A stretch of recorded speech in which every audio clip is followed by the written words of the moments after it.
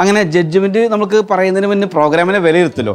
English skit എന്ന് പറഞ്ഞ് ഈ പറഞ്ഞ പോലെ ആവർത്തനമൊക്കെ ആയിട്ട് പോയി അവസാനം ഞാൻ മൈക്ക് എടുത്ത് നമസ്കാരം, ഈ ഇംഗ്ലീഷ് സ്കിറ്റിന്റെ വിധി ഇവിടെ പറയാൻ പോവുകയാണ്.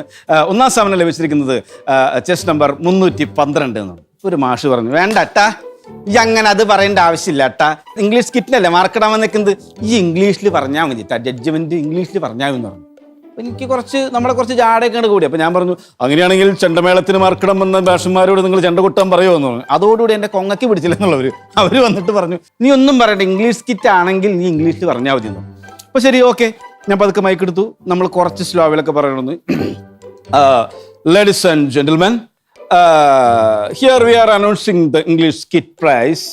First prize goes to chess number 314.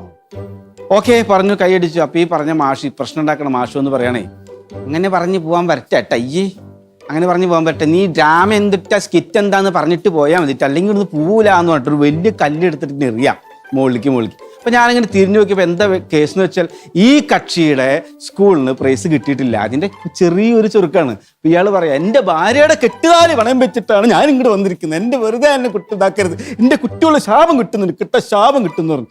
ഞാനിങ്ങനെ നോക്കിയപ്പോൾ കല്ലെടുത്തിട്ട് ഈ പറഞ്ഞിട്ട് പോയാൽ മതി. പിന്നെ ജഡ്ജസിനെ ഇങ്ങനെ പോലീസൊക്കെ വന്നിട്ട് നമ്മളിങ്ങനെ കൊണ്ട് ഇങ്ങോട്ട് പോയി.